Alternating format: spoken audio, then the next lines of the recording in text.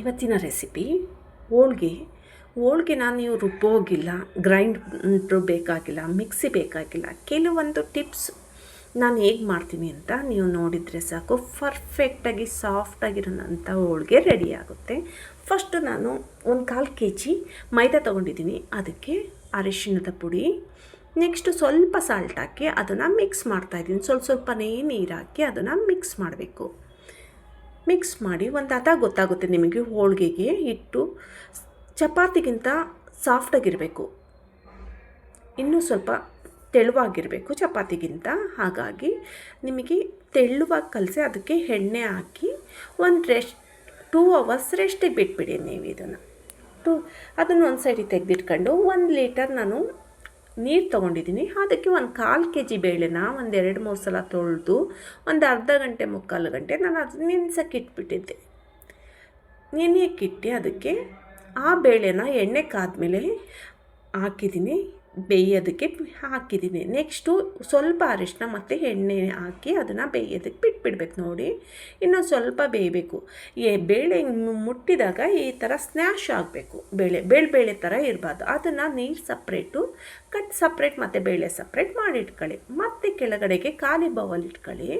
ಅದರಲ್ಲಿ ಸ್ನ್ಯಾಶರಿಂದ ಹೀಗೆ ಬೇಳೆನ ಸ್ನ್ಯಾಶ್ ಮಾಡೋದ್ರಿಂದ ತುಂಬ ಚೆನ್ನಾಗಿ ಹೂರ್ಣ ರೆಡಿ ಆಗುತ್ತೆ.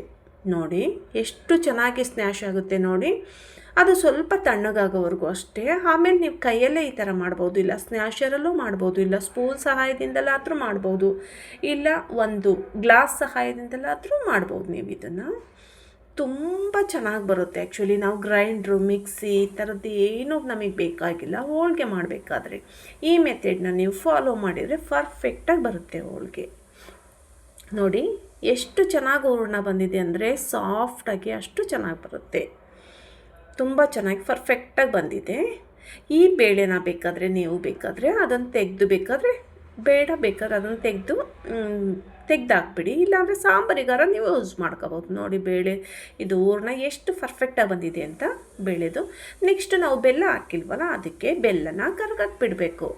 1/4 kg ಬೆಲ್ಲ ತೊಗೊಂಡಿದ್ದೀನಿ. ಆ ಬೆಲ್ಲನ ಕರಗಕ್ಕಿಟ್ಟಿದ್ದೀನಿ. ಅದಕ್ಕೆ ಸ್ವಲ್ಪ ಏಲಕ್ಕಿ ಪೌಡ್ರು ಮತ್ತು ಒಣ ಶುಂಠಿ ಹಾಕಿದ್ದೀನಿ. ಅದ್ರ ಮಧ್ಯೆ ಅರ್ಧ ಭಾಗ ಕಾಯಿನ ತೆಗೆದು ನುಣ್ಣಗೆ ರುಬ್ಬಿದ್ದೀನಿ. ಅದನ್ನು ನೀರು ಹಾಕ್ತಲೆಯ.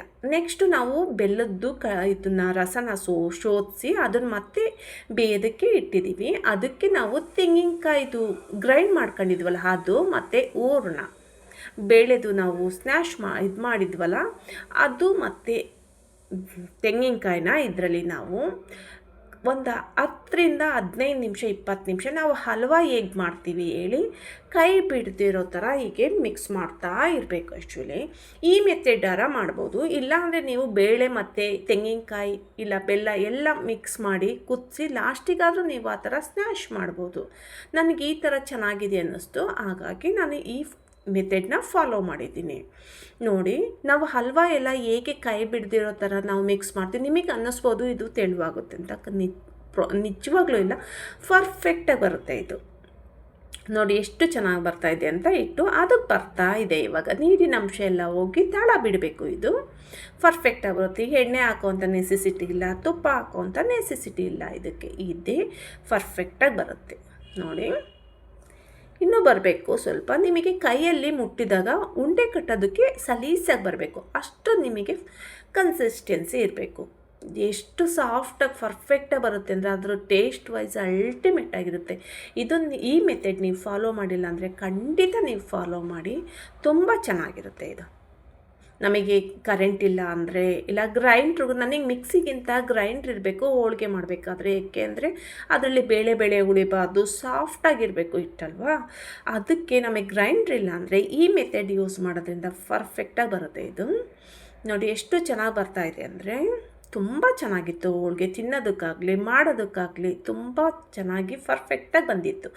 ನೋಡಿ ಇವಾಗ ಆಲ್ಮೋಸ್ಟ್ ಒಂದು 90% ಆಗಿದೆ. ಇದು ಸುತ್ತ ತಳ ಎಲ್ಲ ಬಿಡ್ತಾಯಿದೆ. ನಮಗೆ ಕೈಯಲ್ಲಿ ಹಿಂಗೆ ಉಂಡೆ ಕಟ್ಟುವಾಗ ಬಿಸಿದು ಸ್ವಲ್ಪ ಇರುತ್ತೆ, ನೀರು ಕೈ ಮಾಡ್ಕೊಂಡು ಅದನ್ನು ಉಂಡೆ ಕಟ್ಟೋದಕ್ಕೆ ನೀವು ಇದು ಮಾಡಿ. ಅದು ಬಂದರೆ ನಿಮಗೆ ಅದು ಕರೆಕ್ಟಾಗಿ ಬಂದಿದೆ ಅಂತ. ಇಲ್ಲ ಅಂದರೆ ಇನ್ನೊಂದು 2 ನಿಮಿಷ ಅದನ್ನು ಬೇಯೋದಕ್ಕೆ ಬಿಟ್ಬಿಡಿ. ನೋಡಿ ಇವಾಗ ಆಲ್ಮೋಸ್ಟ್ ಬರ್ತಾಯಿದೆ. ಉಂಡೆ ಕಟ್ಟೋದಕ್ಕೆ ನನಗೆ ಬರ್ತಾಯಿದೆಯಾ ಅಂತ ನೋಡ್ತಾಯಿದ್ದೀನಿ. ನೋಡಿ ತುಂಬ ಬಿಸಿ ಇರುತ್ತೆ, ನೀರು ಕೈ ಮಾಡ್ಕೊಳ್ಳಿ. ಅದು ನೋಡಿ ಇನ್ನೊಂದು ಸ್ವಲ್ಪ ಆಗಬೇಕು ಅನ್ನಿಸ್ತು ನನಗೆ, ಅದಕ್ಕೆ ಹಾಕಿದ್ದು ಮಾಡಿದ್ದೀನಿ. ಅದನ್ನು ಬಿಟ್ಟು ಮಿಕ್ಸ್ ಮಾಡ್ತಾ ಇರಬೇಕು. ಮಿಕ್ಸ್ ಮಾಡಿ ತೇವದ್ದು ಕೈ ಇರುತ್ತಲ್ಲ ಅದನ್ನು ಹಿಂಗೆ ಹೂರಣನ ಹಿಂಗೆ ಮುಟ್ಟಿದಾಗ ನಮಗೆ ಕರೆಕ್ಟಾಗಿ ಅದು ಗೊತ್ತಾಗುತ್ತೆ, ಕೈಗಂಟಲ್ಲ, ಅದು ಪರ್ಫೆಕ್ಟಾಗಿದೆ ಅಂತ. ಇನ್ನೊಂದು ಟಿಪ್ಸ್, ಅದು ನಿಮಗೆ ತೇವದ ಕೈಯಲ್ಲಿ ಹಿಂಗೆ ಮುಟ್ಟಿದಾಗ ಅದು ಕೈಗೆ ಅಂಟಬಾರ್ದು, ಇಟ್ಟು ಪರ್ಫೆಕ್ಟಾಗಿ ಬಂದಿದೆ ಅಂತ. ತುಂಬ ಚೆನ್ನಾಗಿರುತ್ತೆ ಇದು. ನೋಡಿ ಇವಾಗ ಕರೆಕ್ಟಾಗಿದೆ ನನಗೆ. ಇದನ್ನು ಒಂದು 1/2 ಅವರು ತಣ್ಣಗಾಗೋದಕ್ಕೆ ಬಿಟ್ಬಿಡಿ. ನೆಕ್ಸ್ಟು ಒಂದು 1/2 ಅವರ್ ಆದಮೇಲೆ ಇದು ನೋಡಿ ನಮಗೆ ಎಷ್ಟು ಚೆನ್ನಾಗಿ ಬಂದಿದೆ ಅಂತ. ಮೈದಾನ ಸಾಫ್ಟಾಗಿರುತ್ತೆ. ಎಣ್ಣೆ ಹಾಕಿ ಬಿಟ್ಬಿಡಿ 1-2 ಅವರ್ಸ್. ಮಧ್ಯದಲ್ಲಿ ನೀವು ಕಲಸೋಂಥ ನೆಸೆಸಿಟಿನೇ ಇಲ್ಲ. ನೋಡಿ ಒಂದು 6 ತೊಗೊಂಡಿದ್ದೀನಿ ಉಂಡೆನ. ನಿಮಗೆ ಎಷ್ಟೆಷ್ಟು ದಪ್ಪ ಬೇಕು ಅಷ್ಟಷ್ಟು ದಪ್ಪ ತಗೊಳ್ಳಿ. ಇಲ್ಲೊಂದು ಟಿಪ್ಸ್ ಇನ್ನೊಂದೇನು ಅಂದರೆ, ನೀವು ಹೂರಣ ಎಷ್ಟು ತೊಗೊಂಡಿರ್ತೀರೋ ಮೈದಾನೂ ಅಷ್ಟೇ ತಗೊಳ್ಳಿ. ಹೂರಣ ಚಿಕ್ಕದು ತಗೊಂಡು ಮೈದಾ ಜಾಸ್ತಿ ತಗೊಂಡ್ರೆ ಕರೆಕ್ಟಾಗಿ ಬರಲ್ಲ ಅದು. ಏಕೆಂದರೆ ಮೈದಾ ಲಾಸ್ಟಿಗೆ ಆಗಾಕೆ ಉಳಿಯುತ್ತೆ. ಹೂರಣ ಎಷ್ಟು ತೊಗೊಂಡಿರ್ತೀರೋ ಅಷ್ಟೇ ನೀವು ಕಣಕನ್ನು ತೊಗೋಬೇಕು. ಕಣಕ ಅಂದರೆ ಮೈದಾ. ಅಷ್ಟನ್ನು ತೊಗೊಂಡು ನೀವು ಎಕ್ಸ್ಟ್ರಾಸ್ ಆದರೆ ಮೈದಾನ ತೆಗೆದುಬಿಡಿ ಮೇಲುಗಡೆ. ನಿಮಗೆ 1-2 ಮಾಡೋವರೆಗೂ ಅಷ್ಟೇ, ನಿಮಗೆ ಅದು ಪರ್ಫೆಕ್ಟಾಗಿ ಗೊತ್ತಾಗುತ್ತೆ. ಫಸ್ಟ್ ಟೈಮ್ ಮಾಡೋವರೆಗೂ ಕರೆಕ್ಟಾಗಿ ಬರುತ್ತೆ ಈ ಹೋಳಿಗೆ. ಸ್ವಲ್ಪ ಕೈಯಲ್ಲಿ ಲಟ್ಟಿಸ್ಕೊಳ್ತೀನಿ ನಾನು, ಆಮೇಲೆ ಲಟ್ಟಣಿಗೆ ಸಹಾಯದಿಂದ ನಾನು ಲಟ್ಟಿಸ್ತೀನಿ. ನಿಮಗೆ ಪೂರ್ತಿ ಕೈಯಲ್ಲೇ ಲಟ್ಟಿಸ್ಬೋದು ಅಂದರೆ ಖಂಡಿತ ನೀವು ಕೈಯಲ್ಲೇ ಲಟ್ಟಿಸಿ. ಒಂದು ಕವರ್ ಸಹಾಯದಿಂದಲಾದರೂ ಮೇಲ್ಗಡೆ ಕವರಲ್ಲಿ ಈಗ ಅಂದ್ಕೊಂಡು ಹೀಗೆ ಕೈಯಲ್ಲೇ ಈಗ ಇದು ಮಾಡ್ತಾರೆ, ಲಟ್ಟಿಸ್ತಾರೆ. ಆ ರೀತಿನಾರ ಕೈಯಲ್ಲಾದರೂ ನೀವು ಇದು ಮಾಡಿ, ಇಲ್ಲ ಲಟ್ಟಣಿಗೆಲ್ಲಾದರೂ ಮಾಡಿ. ನಿಮಗೆ ಎಷ್ಟು ತಿಳಿವನು ಹೋಳ್ಗೆನ ಆ್ಯಕ್ಚುಲಿ ದಪ್ಪ ಇರಬಾರ್ದು, ಎಷ್ಟು ತಿಳಿವಿರುತ್ತೋ ಅಷ್ಟು ಚೆನ್ನಾಗಿರುತ್ತೆ, ಸಾಫ್ಟಾಗಿ ಬರುತ್ತೆ. ಹೋಳ್ಗೆ ದಪ್ಪಕ್ಕಿದ್ರೆ ಅಷ್ಟು ಕರೆಕ್ಟಾಗಿ ಬರಲ್ಲ. ಇದು ನನ್ನ ಒಪಿನಿಯನ್ ಆ್ಯಕ್ಚುಲಿ. ಬಟ್ ಹಾಸನ ಸೈಡೆಲ್ಲ ಸ್ವಲ್ಪ ದಪ್ಪ ಮಾಡ್ತೀವಿ ನಾವು, ಬಟ್ ದಾವಣಗೆರೆ ಸೈಡ್ ಮಾತ್ರ ಫುಲ್ ತೆಳು ಇರುತ್ತೆ ಆ್ಯಕ್ಚುಲಿ. ಹಾಗಾಗಿ ನಾನು ಹೇಳಿದ್ದು. ಈಗ ನಾನು ತವನ ಕಾಯೋದಕ್ಕೆ ಬಿಸಿ ಆಗೋದಕ್ಕೆ ಇಟ್ಟಿದ್ದೆ. ಅದಕ್ಕೆ ಎಣ್ಣೆ ಸ್ವಲ್ಪ ಸ್ಪ್ರೇ ಮಾಡಿ ಅದನ್ನು ಇದು ಯೂಸ್ ಅಂತ ಟಿಶ್ಯೂ ಪೇಪರ್ ಇರುತ್ತಲ್ಲ ಅದರಲ್ಲಿ ಸ್ವಲ್ಪ ಒಂದು ಸಲ ಇದು ಮಾಡಿ ಸ್ಪ್ರೆಡ್ ಮಾಡಿದ್ಮೇಲೆ ನೆಕ್ಸ್ಟು ಹೋಳಿಗೆ ಹಾಕಿ. ಉರಿ ಹೇಗಿರಬೇಕು ಅಂದರೆ ಮೀಡಿಯಮ್ ಉರಿಗಿಂತ, ಹೈ ಉರಿಗಿಂತ ಸ್ವಲ್ಪ ಕಡಿಮೆ ಇರಬೇಕು, ಸಿಮ್ಮಿಗಿಂತ ಸ್ವಲ್ಪ ಜಾಸ್ತಿ ಇರಬೇಕು. ಉರಿ ಜಾಸ್ತಿ ಇರಬಾರ್ದು ಹೋಳಿಗೆ ಮಾಡಬೇಕಾದ್ರೆ. ಇದೊಂದು ಇನ್ನೊಂದು ಟಿಪ್ಸ್ ಇದು ಆ್ಯಕ್ಚುಲಿ. ಎಣ್ಣೆನ ಸ್ವಲ್ಪ ಸ್ಪ್ರೇ ಮಾಡಿ ನೆಕ್ಸ್ಟ್ ಇನ್ನೊಂದು ಕಡೆಗೆ ನೀವು ಅದನ್ನು ಹಾಕಿದರೆ ಇನ್ನೊಂದು ಅದು ಬೇಯುತ್ತೆ. ನಿಮಗೆ ಎಷ್ಟು ಅದ ತುಂಬ ಬೇಯಿಸ್ಬೇಡಿ, ಏಕೆಂದರೆ ಹೂರ್ಣ ಬೆಂದಿದೆ. ಓನ್ಲಿ ಇದು ಮೈದಾ ಅಷ್ಟೇ, ಕಣಕ ಅಷ್ಟೇ ಬಾಯ್ಲ್ ಆಗಬೇಕು, ಅಷ್ಟೇ ಇಲ್ಲಿ ಬೇಯಬೇಕು. ಹಾಗಾಗಿ ನಿಮಗೆ ಸ್ವಲ್ಪ ಕಡಿಮೆ ಸಾಕು ಇದು ಬೇಯಿಸೋದು. ತುಂಬ ಕಪ್ಪಗಾಗುತ್ತಲ್ಲ ಆ ಥರದ್ದೆಲ್ಲ ಇಷ್ಟ ಆಗಲ್ಲ. ಆ ಥರ ಎಲ್ಲ ಮಾಡಬೇಡಿ, ಸಾಫ್ಟಾಗಿ. ನೋಡಿ ಎಷ್ಟು ಚೆನ್ನಾಗಿದೆ.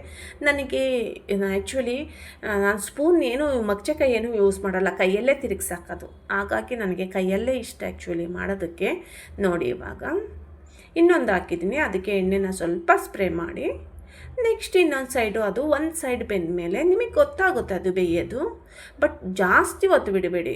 ನೋಡಿ ಎಷ್ಟು ಉಬ್ಬಿ ಬರುತ್ತೆ, ಯಾವ ಥರ ಅಂದರೆ ಪೂರಿ ಉಬ್ಬುತ್ತಲ್ಲ ಆ ಥರ. ಮತ್ತು ತಿನ್ನಬೇಕಾದ್ರೂ ಅಷ್ಟೇ ಅಷ್ಟು ಸಾಫ್ಟಾಗಿ ಬರುತ್ತೆ. ನಿಜವಾಗ್ಲೂ ನೀವು ಇದನ್ನು ಮಾಡಿಲ್ಲ ಅಂದರೆ ಒಂದು ಸಲ ನೀವು ಟ್ರೈ ಮಾಡಿ, ಹೇಗಿತ್ತು ಅಂತ ನೀವು ಕಮೆಂಟ್ ಮಾಡಿ. ನಿಮ್ಮ ಸೈಡೆಲ್ಲ ಹೇಗೆ ಹೋಳಿಗೆ ಮಾಡ್ತೀರಾ ಅಂತ ಅದನ್ನು ಕಮೆಂಟ್ ಮಾಡಿ. ನನ್ನ ವೀಡಿಯೋಸ್ ಏನಾದರೂ ಇಷ್ಟ ಆದರೆ ದಯವಿಟ್ಟು ಲೈಕ್ ಮಾಡಿ, ಶೇರ್ ಮಾಡಿ, ಸಬ್ಸ್ಕ್ರೈಬ್ ಮಾಡಿ. ನೋಡಿ ಒಂದೊಂದೇ ಹೋಳ್ಗೆನ ಈಗ ಆಗ್ತಾಯಿದ್ದೀನಿ. ಎಷ್ಟು ತೆಳುವಾಗಿ ಮಾಡಿದ್ದೆ ಅಂದರೆ ಅಷ್ಟು ತೆಳುವಾಗಿತ್ತು ಮತ್ತು ಸಾಫ್ಟಾಗಿತ್ತು. ಮೇಯ್ನ್ ನಮಗೆ ಸಾಫ್ಟ್ನೆಸ್ ಬೇಕು ಅಂದರೆ ಈ ರೀತಿ ನೀವು ಫಾಲೋ ಮಾಡಿ. ಇದಕ್ಕೆ ನಾನು ಬನಾನಾ ಶೇಖರಣೆ ಇರುತ್ತಲ್ಲ ಅದನ್ನು ಮಾಡಿರ್ತೀವಿ, ಇಲ್ಲ ತುಪ್ಪನಾದರೂ ಓಕೆ, ಹಾಲಾದರೂ ಓಕೆ, ನಿಮಗೆ ಯಾವ್ದು ಇಷ್ಟನೋ ಅದನ್ನು ಮಾಡಿ. ಬನಾನನ ಚಿಕ್ಕದಾಗಿ ಪೀಸ್ ಮಾಡಿ, ಹಾಲನ್ನ ಸಕ್ಕರೆ ಸ್ವಲ್ಪ ಹಾಲು ಕುದಿಸ್ಬಿಟ್ಟು ಅದಕ್ಕೆ ಸಕ್ಕರೆ ಹಾಕಿ ಫ್ರಿಡ್ಜಿಗೆ ಇಟ್ಬಿಡಿ. ಅದು ಹಾಲು ತಣ್ಣಗಾಗಲಿ.